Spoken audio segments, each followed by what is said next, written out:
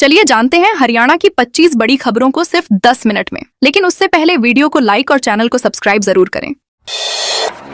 यमुनानगर में प्लास्टिक कचरा recycling plant का विरोध। यमुनानगर के गांव धौड़ंग में करीब 16 लाख रुपए की लागत से बने प्लास्टिक कचरा रिसाइकलिंग प्लांट का उद्घाटन होने के 2 दिन बाद ही किसानों और ग्रामीणों ने विरोध शुरू कर दिया। ग्रामीणों का कहना है कि प्लांट से गांव में प्रदूषण और गंदगी बढ़ेगी, जिससे लोगों के स्वास्थ्य पर बुरा असर पड़ेगा। गुरुवार को किसानों और ग्रामीणों ने प्लांट बंद करने की मांग को लेकर प्रदर्शन किया। प्रदर्शनकारियों ने चेतावनी दी कि मांग पूरी नहीं हुई तो यमुनानगर सहारनपुर स्टेट हाईवे जाम करेंगे। सूचना पर प्रशासन और पुलिस मौके पर पहुंची और ग्रामीणों को समझाने का प्रयास किया। सरकारी डॉक्टर को थप्पड़ मारने वाला इंस्पेक्टर सस्पेंड। करनाल के घरौंडा सरकारी अस्पताल में डॉक्टर प्रशांत को थप्पड़ मारने और कॉलर पकड़कर जीप में बैठाने के मामले में पुलिस इंस्पेक्टर दीपक कुमार को एसपी ने सस्पेंड कर दिया है। घटना का वीडियो भी सामने आया है, जिसमें इंस्पेक्टर डॉक्टर के साथ बदसलूकी करते दिख रहे हैं। इस घटना के बाद डॉक्टरों और अस्पताल स्टाफ ने काम बंद कर धरना दिया। मेडिकल एसोसिएशन भी पीड़ित डॉक्टर के समर्थन में उतर आई और पुलिस कर्मियों पर कार्रवाई की मांग की। मामले को गंभीरता से लेते हुए देर शाम एसपी ने इंस्पेक्टर को सस्पेंड कर दिया। मधुबनी में स्कॉर्पियो ट्रक की टक्कर में 5 लोगों की मौत। बिहार के मधुबनी में हुए भीषण सड़क हादसे में हरियाणा के 5 लोगों की मौत हो गई, जबकि 2 लोग गंभीर रूप से घायल हो गए। बताया जा रहा है कि सभी लोग स्कॉर्पियो से नेपाल और नॉर्थ ईस्ट घूमने जा रहे थे। इसी दौरान परसाधाम चौक के पास हाईवे पर एक तेज रफ्तार ट्रक ने स्कॉर्पियो को टक्कर मार दी। हादसे में एक महिला समेत 5 लोगों की मौके पर ही मौत हो गई। मृतकों में कुरुक्षेत्र के संजीव, विकास, अंकुश और रजिया शामिल हैं। घायल ऋतिक और कपिस को प्राथमिक उपचार के बाद रेफर किया गया। भिवानी ट्रैफिक पुलिस ने 1.5 दर्जन ऑटो के काटे चालान। भिवानी रेलवे स्टेशन के बाहर लंबे समय से लग रहे जाम को लेकर ट्रैफिक पुलिस ने सख्ती दिखाई। शुक्रवार को पुलिस टीम मौके पर पहुंची और सड़क पर अव्यवस्थित खड़े ऑटो चालकों के खिलाफ कार्रवाई करते हुए करीब 1.5 दर्जन ऑटो के चालान काटे। जिन चालकों के कागजात पूरे नहीं थे या जो नो पार्किंग में खड़े थे, उन्हें चेतावनी भी दी गई। ट्रैफिक पुलिस ने व्यवस्था सुधारने के लिए 1 सप्ताह का अल्टीमेटम दिया है। लगातार मिल रही शिकायतों के बाद पुलिस ने यह अभियान चलाया। फरीदाबाद में सरकारी जमीन पर कब्जे को लेकर निगम सख्त। फरीदाबाद में सरकारी जमीन पर कब्जा कर सामान रखने वालों के खिलाफ नगर निगम ने सख्ती शुरू कर दी है। निगम कमिश्नर धीरेन्द्र खडगटा ने आदेश जारी कर कहा है कि सरकारी जमीन पर रखा सामान मालिक खुद हटा लें, अन्यथा निगम उसे हटाकर नीलाम कर देगा। अधिकारियों के अनुसार शहर में कई जगह लोगों ने सरकारी जमीन पर अपना सामान रखकर कब्जा कर लिया है। निगम ने स्पष्ट किया है कि चाहे सामान किसी विभाग का हो या व्यक्ति का, उसे हटाया जाएगा। आदेश का पालन नहीं करने वालों पर कार्रवाई की जाएगी।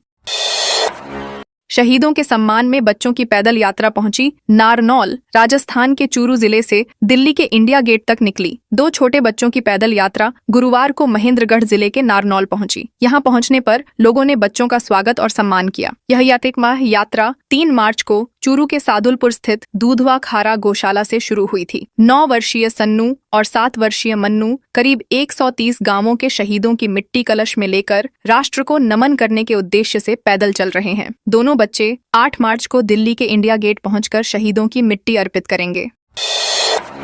नारनौल के मुख्य बाजार में रोड निर्माण फिर शुरू। महेंद्रगढ़ के नारनौल शहर के मुख्य बाजार में सीसी रोड निर्माण कार्य दोबारा शुरू कर दिया गया है। किला रोड से महावीर चौक तक बनने वाले इस रोड के एक हिस्से का निर्माण करीब 6 महीने पहले पूरा हो गया था, जबकि दूसरे हिस्से का काम दुकानदारों के विरोध के कारण रुक गया था। अब नगर परिषद ने दोबारा निर्माण शुरू कर दिया है। करीब 1 करोड़ 82 लाख रुपए की लागत से बनने वाले इस रोड से लगभग 250 दुकानदार प्रभावित होंगे, जिससे बाजार में इस मुद्दे पर चर्चा तेज हो गई है। पानीपत में परीक्षा देने गए छात्रों पर हमला। पानीपत में हरियाणा शिक्षा बोर्ड की 10वीं की परीक्षा देने गए छात्रों के साथ मारपीट का मामला सामने आया है। गढ़ी बेशक गांव के छात्रों का आरोप है कि परीक्षा देने जलालपुर फर्स्ट गांव जाने पर कुछ शरारती तत्व उन्हें परेशान करते हैं। गुरुवार को परीक्षा खत्म होने के बाद कुछ छात्रों को घेरकर पीटा गया और गांव में दोबारा न आने की धमकी दी गई। मारपीट में 3-4 छात्र घायल हो गए, जिन्हें इलाज के लिए सिविल अस्पताल ले जाया गया। छात्रों ने समुदाय और क्षेत्रवाद के नाम पर हमला करने का आरोप लगाया है। भिवानी में इजराइल ईरान युद्ध को लेकर कैंडल मार्च का आयोजन। भिवानी में गुरुवार को इजराइल और ईरान के बीच जारी युद्ध के विरोध में कैंडल मार्च निकाला गया। भारत की जनवादी नौजवान सभा के बैनर तले कई संगठनों के लोग नेहरू पार्क में एकत्र हुए और वहां से घंटाघर, सराय चौपटा होते हुए बाजार तक मार्च निकाला। प्रदर्शनकारियों ने प्रधानमंत्री नरेंद्र मोदी से इस युद्ध में हस्तक्षेप कर शांति स्थापित कराने की मांग की। जनवादी महिला समिति की जिलाध्यक्ष बिमला घनघस ने कहा कि दुनिया को युद्ध नहीं, शांति चाहिए। मार्च के दौरान युद्ध में मारे गए बच्चों को भी श्रद्धांजलि दी गई।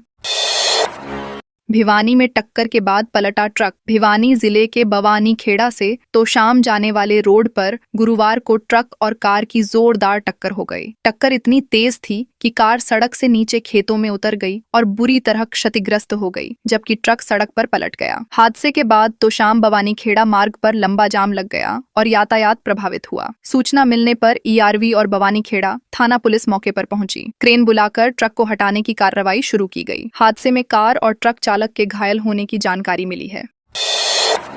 हांसी में चोरी का तेल खरीदने वाला अरेस्ट। हांसी के बास थाना क्षेत्र में टैंकर से इंडस्ट्रियल तेल चोरी के मामले में पुलिस ने एक और आरोपी को गिरफ्तार किया है। आरोपी की पहचान खरबला निवासी जोशिल कुमार के रूप में हुई है। पुलिस ने उसके पास से 4,000 रुपए भी बरामद किए हैं। जांच में सामने आया कि वह चोरी किए गए तेल की खरीद फरोख्त में शामिल था। यह मामला सितंबर 2025 का है, जब सांपला से 12,000 लीटर से ज्यादा इंडस्ट्रियल तेल लेकर निकला टैंकर रास्ते में लूट लिया गया था। पुलिस इस मामले में पहले भी कई आरोपियों को पकड़ चुकी है।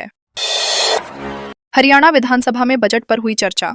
हरियाणा विधानसभा के बजट सत्र के 8वें दिन बजट पर जोरदार चर्चा हुई। नारनौल से कांग्रेस विधायक जस्सी पेटवाड ने जीएसटी को गब्बर सिंह टैक्स बताते हुए कहा कि यह जुलाई 2017 से जनता पर बोझ बना हुआ है। इस पर स्पीकर ने टोकते हुए पूछा कि यह कौन सा टैक्स है और क्या यह रिकॉर्ड में है। जस्सी ने कहा कि सरकार ने कफन और कृषि उपकरणों तक पर जीएसटी लगा दी है। उन्होंने मांग की कि पेट्रोल और डीजल को भी जीएसटी के दायरे में लाया जाए ताकि लोगों को राहत मिल सके।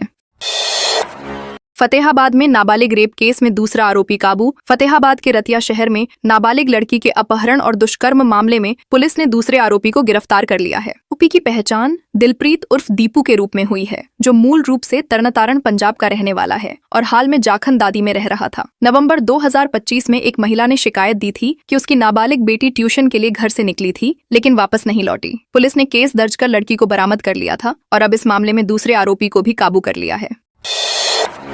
पंचकूला की लेडी टीचर ने स्नेचर को जड़े लात घूंसे। पंचकूला में एक महिला टीचर ने चेन स्नैचिंग की कोशिश करने वाले युवक को करारा सबक सिखा दिया। जानकारी के अनुसार सेक्टर 21 निवासी कर्नल लोकेश की पत्नी 4 मार्च की शाम कुत्ता घुमाने निकली थी। इसी दौरान एक युवक ने पीछे से उनकी सोने की चेन झपटने की कोशिश की, लेकिन ताइक्वांडो में प्रशिक्षित महिला ने तुरंत प्रतिक्रिया देते हुए युवक को लात घूंसे मार दिए। महिला की बहादुरी देखकर आरोपी मौके से भाग गया। घटना की शिकायत पर सेक्टर 20 थाना पुलिस ने केस दर्ज कर जांच शुरू कर दी है। सोनीपत में 30 यात्रियों से भरी रोडवेज बस पलटी। सोनीपत जिले के गोहाना जुलाना रोड पर गुरुवार को हरियाणा रोडवेज की एक बस अचानक संतुलन बिगड़ने से सड़क किनारे पलट गई। हादसे के समय बस में करीब 20 से 30 यात्री सवार थे, जो गोहाना से जुलाना जा रहे थे। बस पलटते ही मौके पर अफरा तफरी मच गई और यात्रियों में चीख पुकार शुरू हो गई। हालांकि राहत की बात यह रही कि किसी को गंभीर चोट नहीं आई। कुछ यात्रियों को हल्की चोटें आईं, जिन्हें गोहाना अस्पताल में भर्ती कराया गया। सूचना मिलते ही पुलिस मौके पर पहुंची और मामले की जांच शुरू कर दी।